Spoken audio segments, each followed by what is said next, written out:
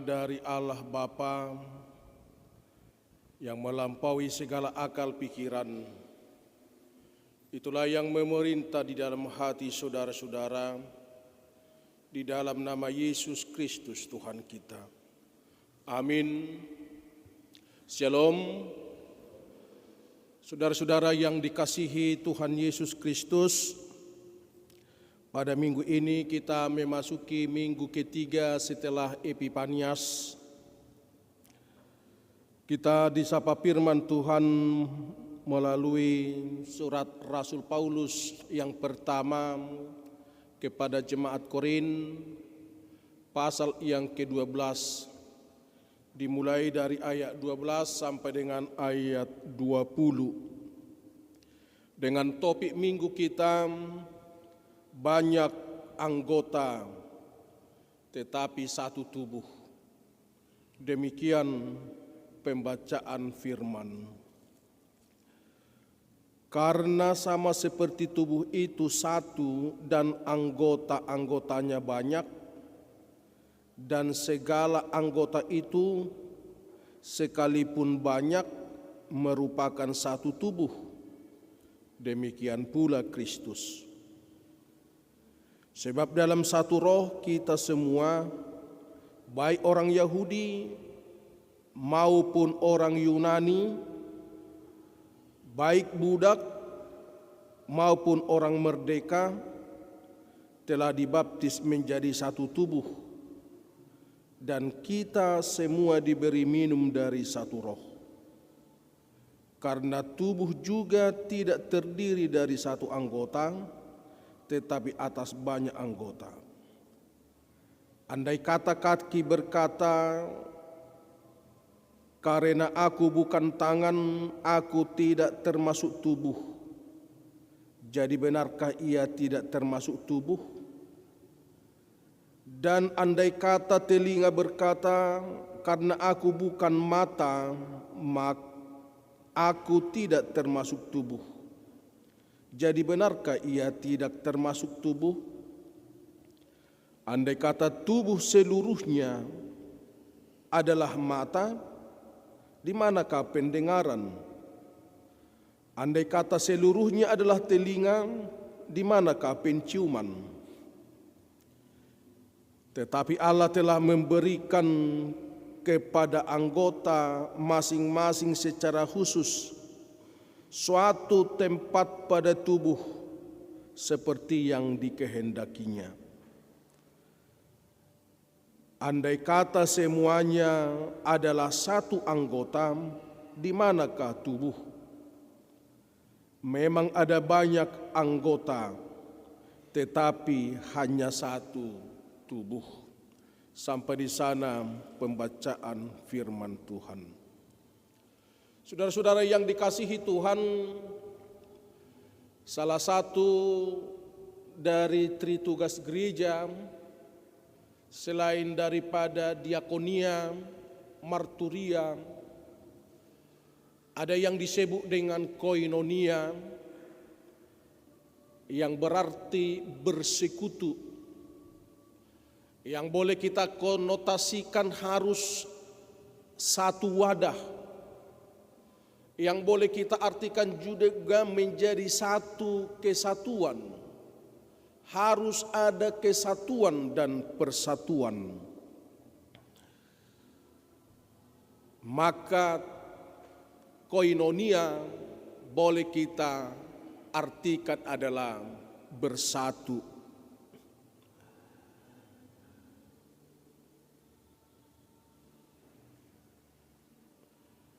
Persekutuan ataupun persatuan sebagai tritugas gereja, karena persekutuan orang Kristen itu adalah representasi daripada persekutuan kita di sorga. Persekutuan orang-orang percaya itu adalah representasi ataupun sebagai menunjuk kepada persekutuan orang-orang percaya. komunitas kita nanti di sorga. Karena itu, bagi orang Kristen, tugas kita di dunia ini adalah sebagai alat Tuhan untuk menyebarluaskan gaya hidup ataupun daya surgawi yang hidup di dalam persekutuan, hidup di dalam persatuan, persatuan di dalam kasih, persatuan di dalam karakter hidup yang saling mengasihi sesama dan juga mengasihi ciptaan.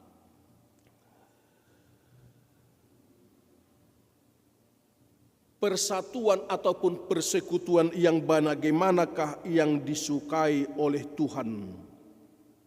Itulah yang kita lihat di dalam nats ini, persekutuan yang bagaimanakah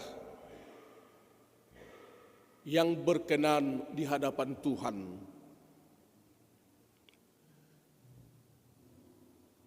Bicara tentang kesatuan dan persatuan, boleh kita katakan suatu hal membicarakan yang gampang-gampang susah. Kenapa? Karena di satu sisi kita semua ataupun manusia adalah rindu untuk kesatuan, rindu kebersamaan. Maka ada perkataan bersatu teguh, bercerai kita runtuh. Rindu akan kesatuan, kebersamaan. Tetapi di pihak lain kita lihat manusia cenderung menonjolkan hidup individualistis, egoisme.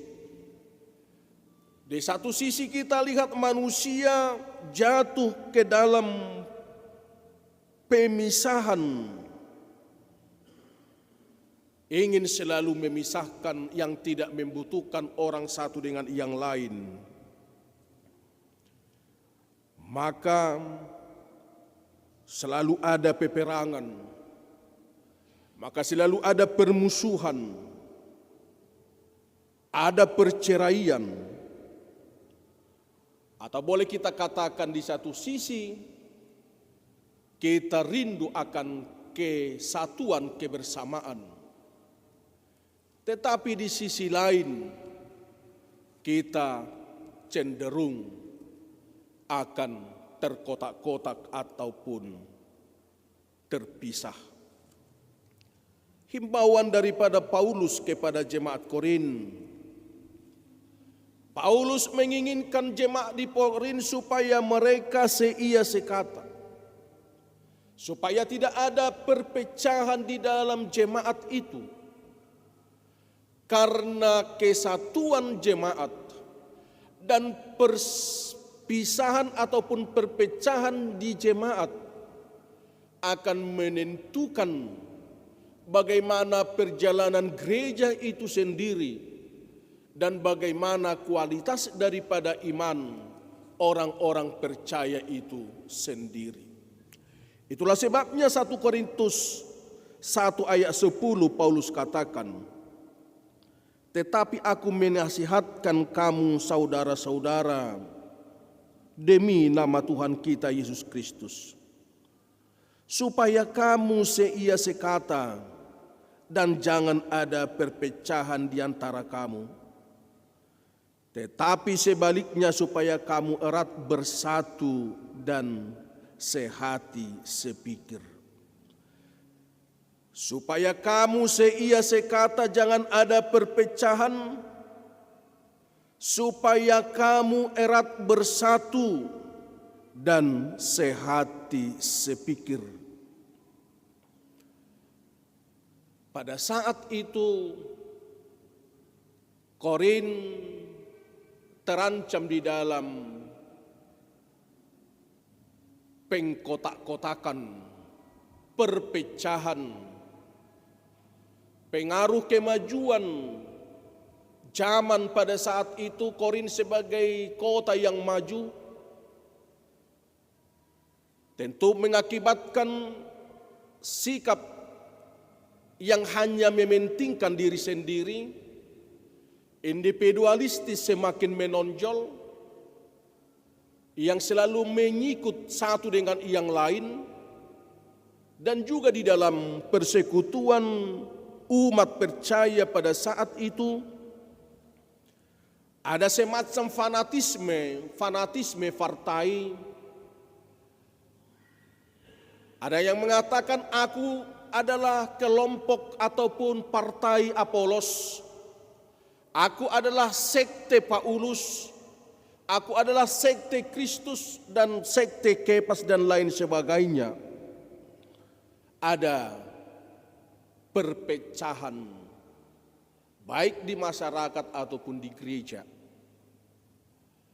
Maka disitulah Paulus menasihatkan, bersatulah supaya kamu seia sekata. Jangan ada perpecahan di antara kamu, tetapi sehati sepikir. Yesus juga merindukan suatu persekutuan orang-orang yang percaya kepadanya hidup di dalam kesatuan. Doa syafaat Tuhan Yesus di dalam Yohanes 17 yang mengatakan supaya mereka semua menjadi satu, ut omnes unum sin. Doa Tuhan Yesus mendoakan orang-orang percaya supaya mereka semuanya menjadi satu. Artinya baik Paulus dan Yesus melihat bahwa masa depan daripada pengikut-pengikutnya dan Paulus melihat masa depan daripada gereja itu sendiri tergantung bagaimana kesatuan dan perpecahan daripada jemaat itu sendiri.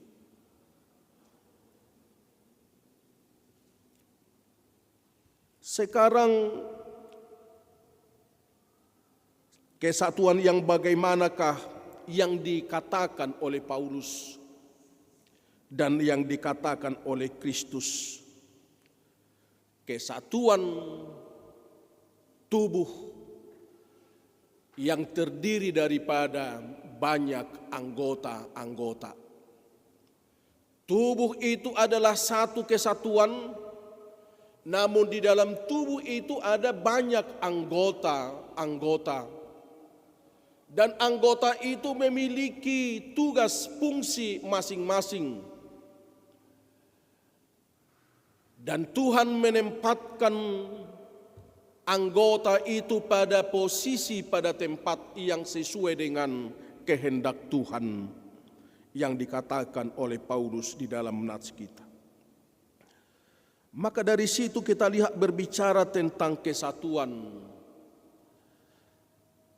Kesatuan yang bagaimanakah yang diinginkan dari orang percaya itu? Yang pertama, kesatuan itu bukan kesatuan secara organisatorisnya, tetapi kesatuan orang percaya itu adalah kesatuan di dalam misi dan di dalam visinya. Kesatuan gereja itu bukan di dalam kesatuan organisasinya, karena tidak akan mungkin gereja satu organisasinya. Ada ribuan organisasi gereja. Tetapi biarpun organisasi gereja itu banyak, tetapi semuanya itu memiliki satu visi.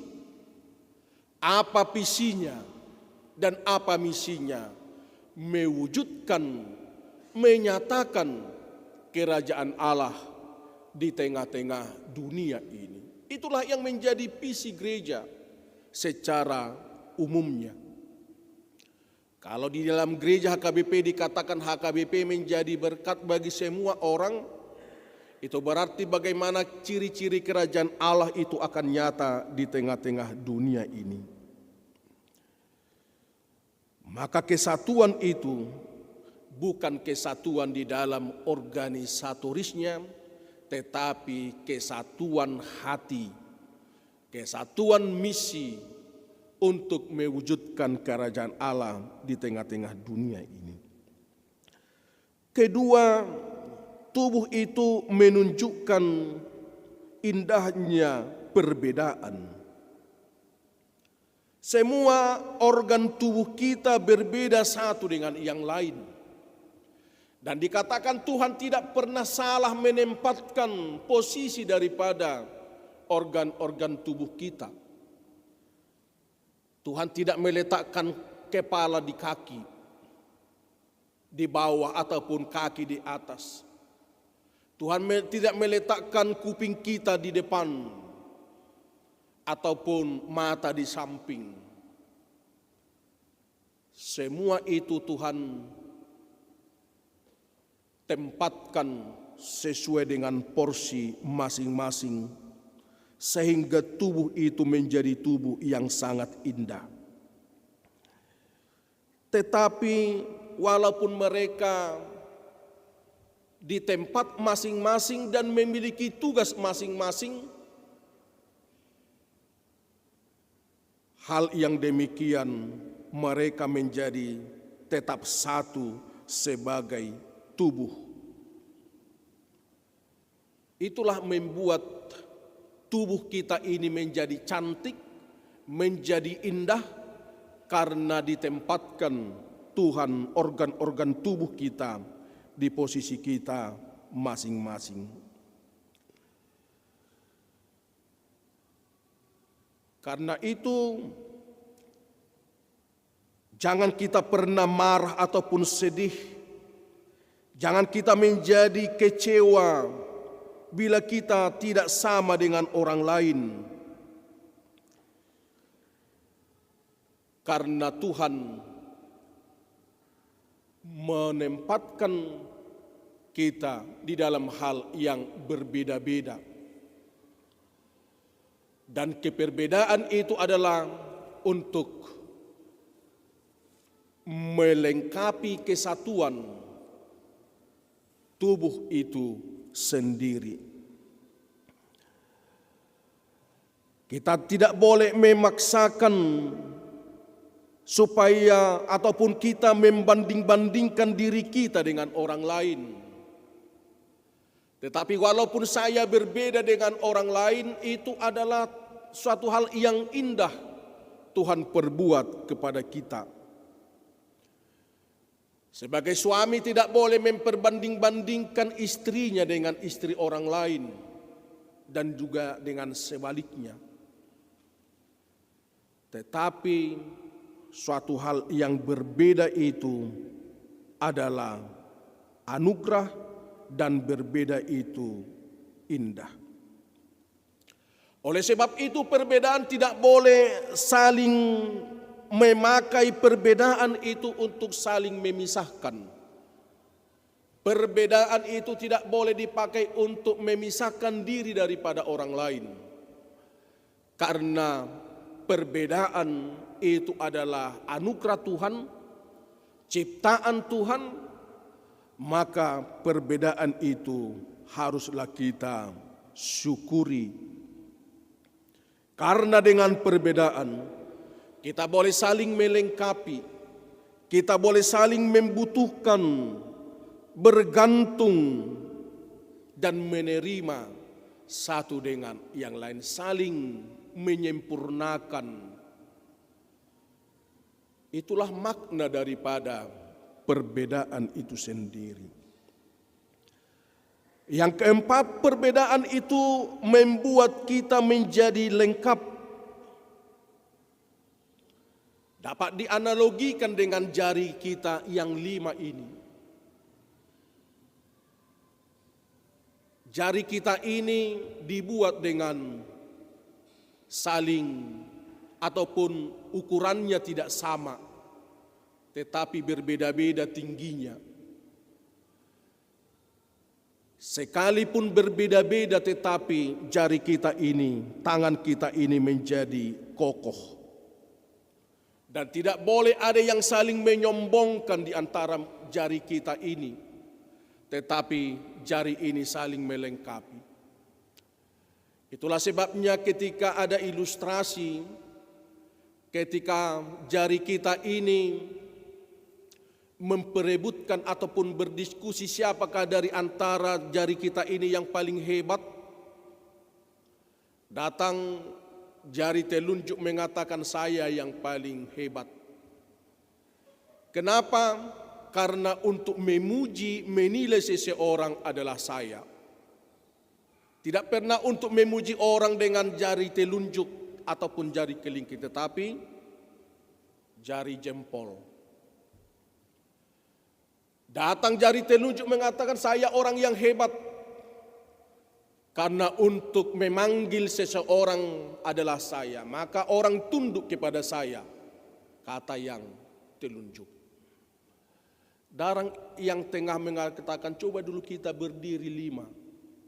Siapa yang paling tinggi dari antara kita? Yang paling tinggi adalah jari tengah. Saya yang paling tinggi, katanya ini. Maka saya yang hebat.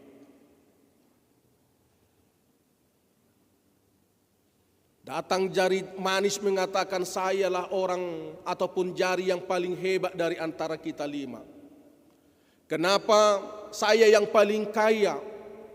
Kalau ada orang yang tunangan tukar cincin yang diberikan kepada saya, katanya ini. Datang jari kelingking mengatakan, coba dulu kalian berempat bersatu. Apakah ada kekuatan saudara berempat tanpa saya?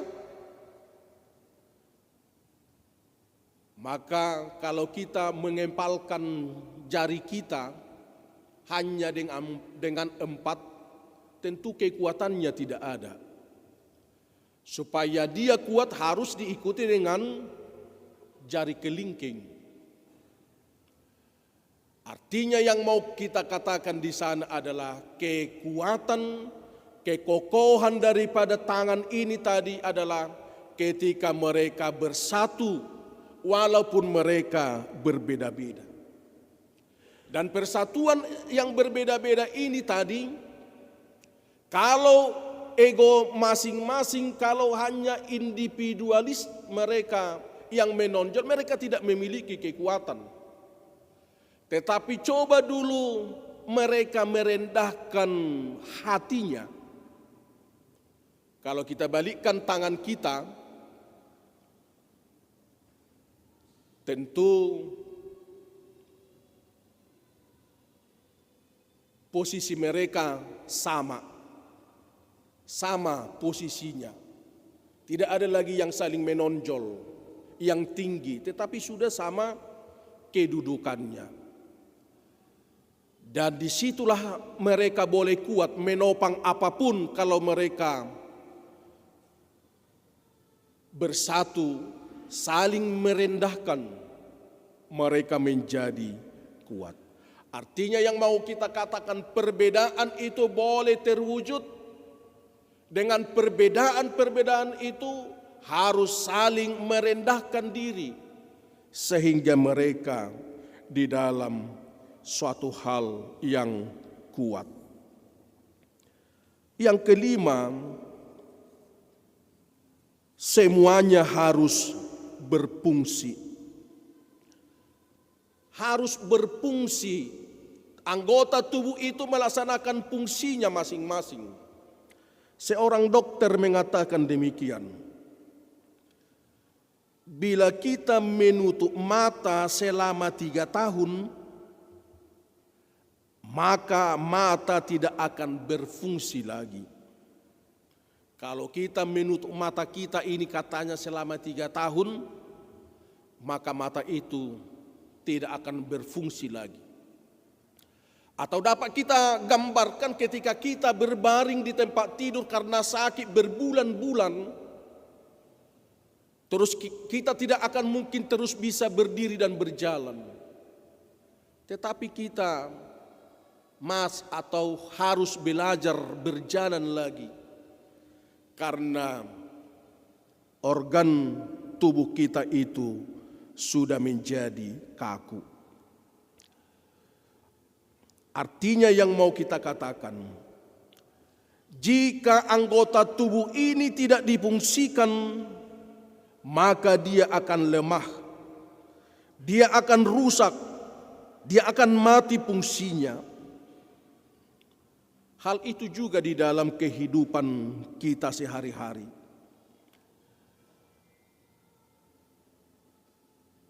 Demikian juga di dalam gereja. Jika banyak anggota tidak berfungsi, maka gereja itu menjadi tidak sehat, menjadi lumpuh, di ambang kematian.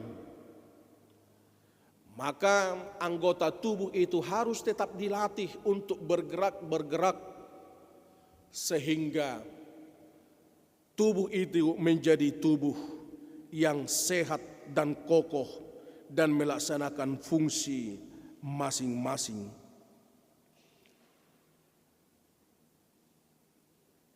Dan yang terakhir yang mau kita katakan,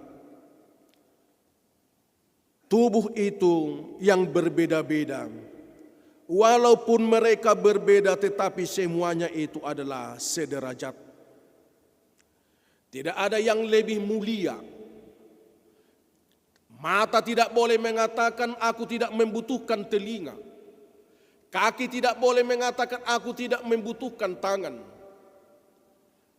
Artinya derajatnya adalah sama. Maka tidak boleh melecehkan dan menghina satu dengan yang lain. Di dalam aktivitas kita, di dalam kehidupan gereja juga sebagai tubuh Kristus.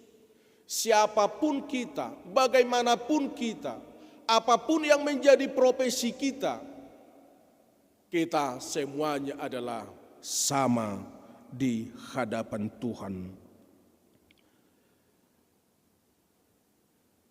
Dan tubuh itu harus seperasaan dan sepenanggungan. Orang Batak katakan, niharak jari mengapir botohon. Jarinya yang digigit, tetapi otot tangannya juga merasa kesakitan. Tentu itulah tubuh Kristus. Itulah gereja sebagai satu kesatuan yang harus seperasaan, harus sepenanggungan, yang boleh saling memperhatikan satu dengan yang lain. Maka sebagai tubuh Kristus, sebagai orang Kristen, kita tidak boleh menonjolkan ego masing-masing, tetapi harus merasakan perasaan orang lain. Dan itulah teologi kita dengan pembacaan warta. Warta itu bukan hanya sekedar pengumuman, tetapi warta jemaat itu adalah bagian daripada ibadah yang mau mengatakan kita ini adalah sepenanggungan. Kita ini adalah orang yang seperasaan. Penderitaan orang lain adalah penderitaanmu. Kedukaan orang ataupun jemaat lain adalah duka citamu karena misalnya warta jemaat tadi meninggal orang tua.